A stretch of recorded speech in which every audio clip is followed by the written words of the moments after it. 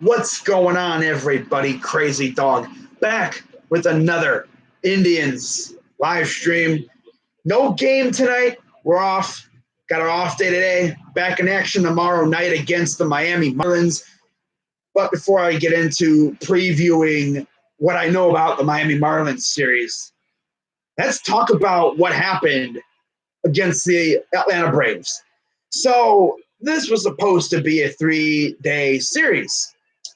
Friday, Saturday, Sunday. Well, Mother Nature stepped in, and the first game was postponed to Saturday. So we had a doubleheader on Saturday, and I'm like, all right, that's cool. Pitching matchups, of course, for game 1 and 2 on the doubleheader. Julio Teheran against Corey Kluber, and Touki Toussaint against Trevor Bauer.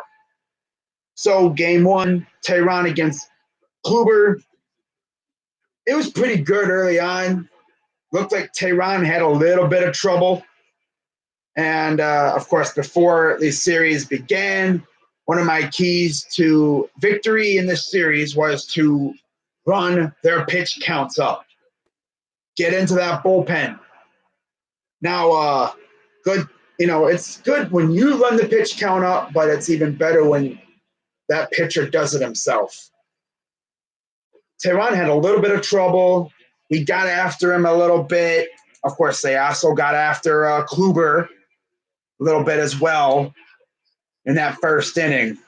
And first inning, Markakis, who would become a thorn in our side in this series, got the scoring started with an RBI single, and then we responded with a RBI single of our own.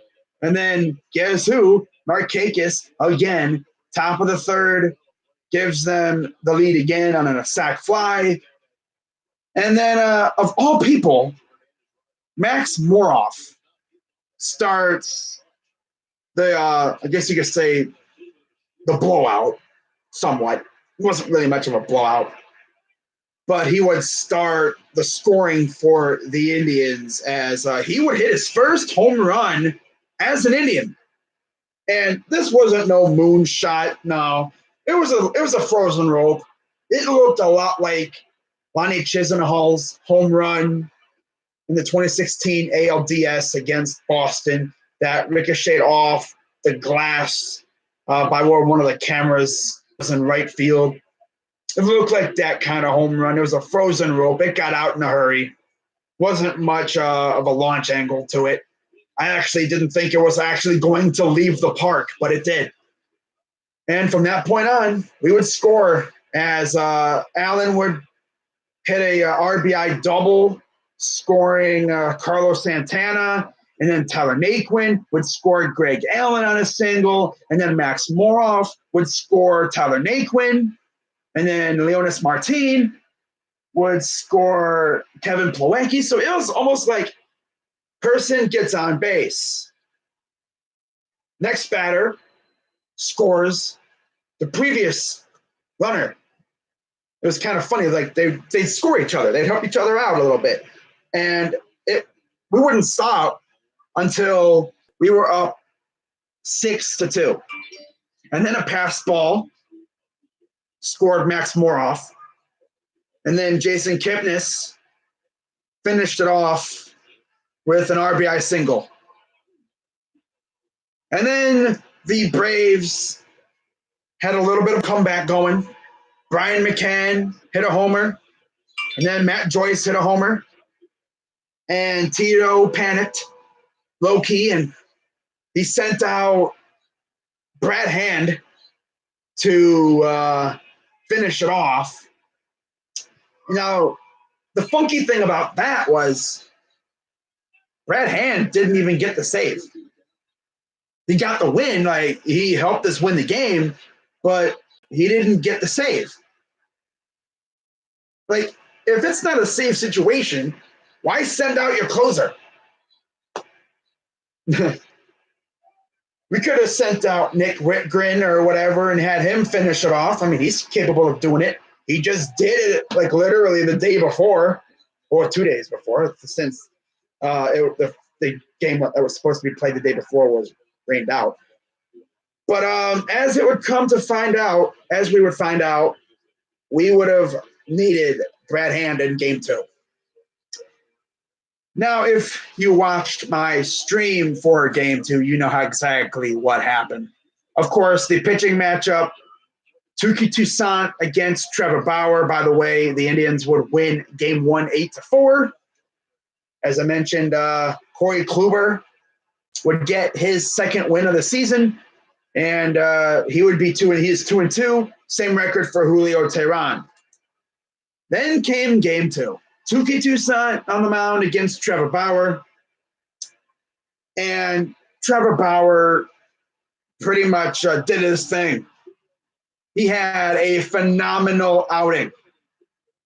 The same couldn't be said for poor old Touki, because this dude was all over the place. I said this in the stream. I've seen some erratic pitchers in my time as an Indians fan, both on my team and as an opponent, like on the opponent's side. But this dude was literally all over the place. He hit 3 batters, I'm pretty sure. He hit Leonis Martin twice. It was the same pitch. I think they were all at the same pitch. It was a rogue curveball. This dude kept trying to throw this curveball or slider or something, and it kept like diving in, and it kept hitting Leonis in the same freaking foot. It's like, bro, this dude gets hit not once, but twice. So, yeah, talking about game 2 of this series, you already know what happened. I don't need to talk about what happened, but I'm going to talk about it anyway, because I'm crazy like that. So the game gets started pretty good for the Indians. Scored 2 runs in the beginning of the game. First inning, you're up 2-0, and we're thinking, oh, yeah, baby, here we go. First run was scored by a wild pitch. No surprise. Toussaint was all over the place.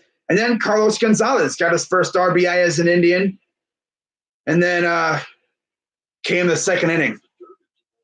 And we would splurge all of our runs in the second inning.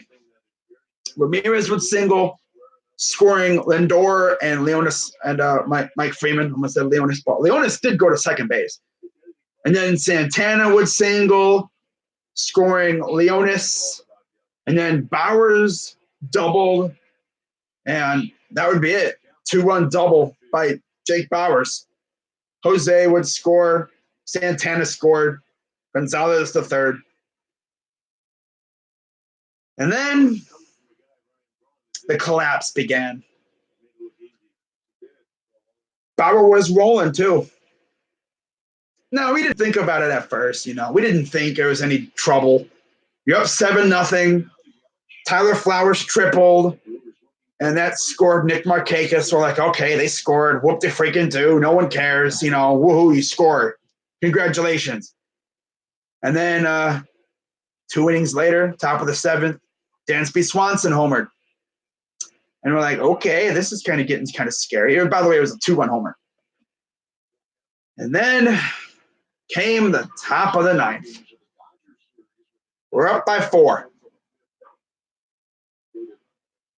I cannot remember exactly who he had in at pitcher, but all I know is he didn't do his job. In fact, they scored Albies singled, and that scored 2 more. Markakis and Swanson, made a pitching change. We got 2 outs. Then we walked Freddie Freeman. And by the way, that scored somebody, Tyler Flowers. Yeah, we freaking had bases loaded and we walked people. It's crazy. And at this point in the stream, I was heated. I was like, just keep it a 1-run game. And of course, I guess we couldn't bring in Hand or Whitgren. And Acuna, 2-run double. And then take the lead. And that would be it. And of course, I knew we were low-key doomed when I saw who was due up in the bottom of the ninth. It was the bottom of the order. Freaking Perez, what was it? Perez, Naquin, and Freeman. Couldn't even get to Lindor again. Like that was worthless. That was useless. That was horrible. That was awful what I saw in game 2. So, we split the series there. I'm thinking, okay, hopefully Shane Bieber can come out in game 3 against Max Fried and we can take this series. Of course, I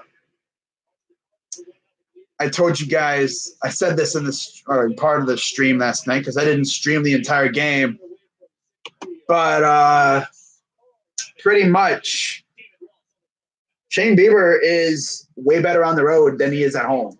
And it showed last night. And literally we were behind from the very first inning. And oh man, that was a rough game last night. And literally the Braves got the scoring started in the first inning thanks to good old Josh Donaldson, a 2-run blast, giving them the early lead. Of course, couldn't do that with us in the playoffs, but yeah, whatever. And then who else? Nick Markakis. Actually, I don't think it was a 2-run. It was a solo. And that's right. It was a solo. I thought it was a 2-run, but it was a solo. Yep, it was a solo blast for Donaldson. And then Markakis doubled, scoring Freeman. And then guess who's back up in the top of the second? Josh Donaldson. This time, 3-1 blast. Yeah. He scored 4 runs all by himself. Wow. And then Ender Inciarte doubled, and then Ozzy Albies with a 2-run single. And by the way, Albies was out at second. They challenged and all that. Didn't really matter. And then Freeman singled. And then McCann singled. And then Freeman did it again. And then wouldn't you know, in the bottom of the 7th, the Indians finally decide to get an offense going as Lindor would hit his first home run of the year. And then Greg Allen would single. And then Roberto Perez would homer in the bottom of the 8th. And then in the bottom of the 9th, the guy who killed what would have been a rally in the bottom of the first inning winds up singling on a fly ball pretty much in garbage time, scoring the last 2 runs of the game for us. But yeah, let me talk about what happened in the first inning. All right, so again, they're up 2-0. We come up to the plate. Lindor, first pitch, or 2 pitches, flies out, or he gets out.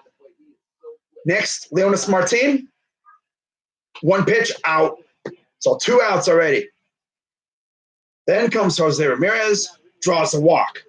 Carlos Santana draws a walk. Finally, Carlos Gonzalez, guess what? Draws a walk. I think he actually came back in that count too. And then here comes Jason Kipnis. What does he do? Flies out. I don't even think he really took that many pitches. So, wow. Did you not watch the freaking inning? Huh? Did you not watch the 3 previous guys who are now on base? Oh, that's right. I don't think he was because he was too busy scolding our strength and conditioning coach. Because they showed him mic'd up or something, talking to the strength and conditioning coach. I think that's who it was. And he was like scolding him for something like, oh, how does it feel to, not do any work? And then he's like, if you excuse me, I got to go do I got to go do my job or whatever. Yeah, go do your job, freaking flying out with bases loaded. That's the exact opposite. He's back to what he did all these years before, being a rally killer. I don't know how many times this year we've had bases loaded only for a freaking guy to come up and kill it. I think we had Hanley come up with like bases loaded twice in one game before. Didn't score a single run. The game could have been totally different if Kipnis would have just hit a ground ball to right field or something. But it would have been even better if, say, Leonis and Lindor didn't fly out on 3 combined pitches. Man, if those two would have gotten on base and then the stuff happened, we could have had 2 runs right then. And then we would have had no outs, and Kipnis could have had a sac fly. But that's a lot of what ifs, right? Yeah.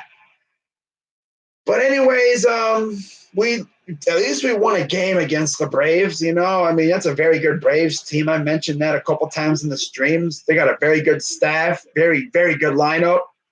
They paid some good money to fortify that lineup. And now let's talk about the Marlins, eh? Now, I do not know, a lot of information about the Marlins matchups. I do know one pitching matchup for tomorrow night. It will be Pablo Lopez on the mound for the Marlins, who, by the way, are 6-16. And it will be Cookie Carrasco on the mound for the Indians tomorrow night. I will be live streaming this game. Hopefully, we can rebound with a big win. Again, I'm not really going to come out here and say we're going to sweep them because this is the Indians. We got swept by the freaking Kansas City Royals. And they were worse than the Marlins when we faced them, I'm pretty sure. Now, I do know who the Marlins are sending for game 2. As of right now, it will be Sandy Alcantara. Now, Pablo Lopez is 1-3 with a 5.85 ERA and 23 Ks. Carlos Carrasco, after having a couple bad outings, he is 2-2 with a 7.41 ERA and 29 strikeouts. Sandy Alcantara is 1-2 with a 5.09 ERA and 19 Ks. Now, I have a few theories for who our starter will be. It'll either be our number 5 starter, most likely if we go number 5 starter without Clevenger, it would probably be Jeffrey. Or the most likely option, probably, I don't even know. Kluber, maybe? Could be Kluber. I guess we'll find out when they announce it. So, yeah, I'll just go through that pitching matchup on Wednesday. By the way, that is the day before the draft. That should be fun. But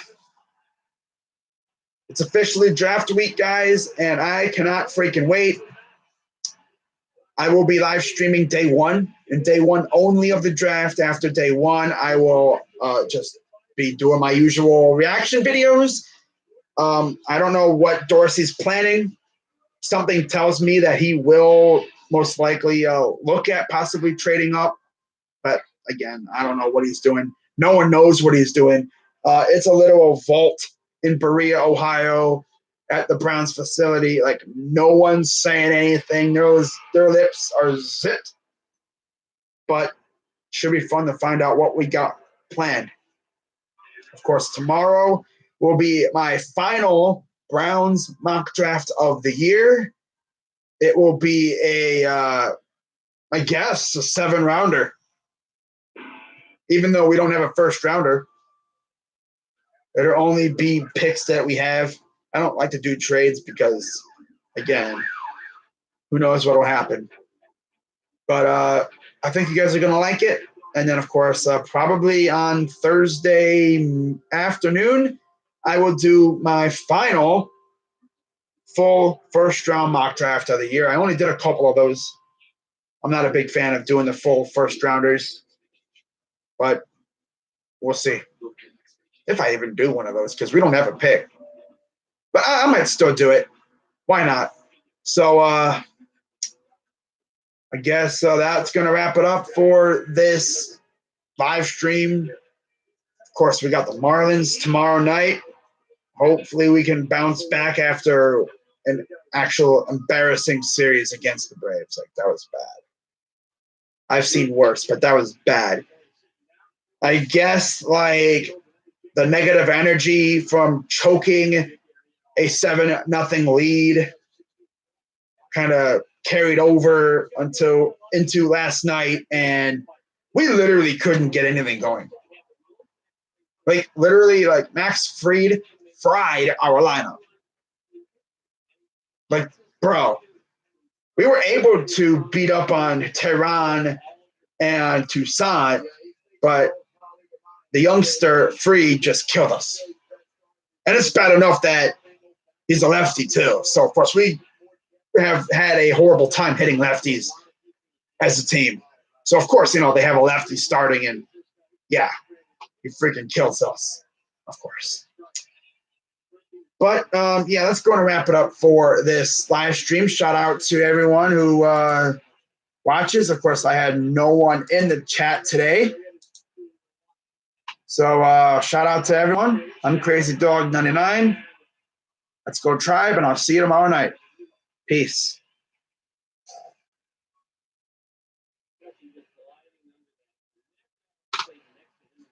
All right.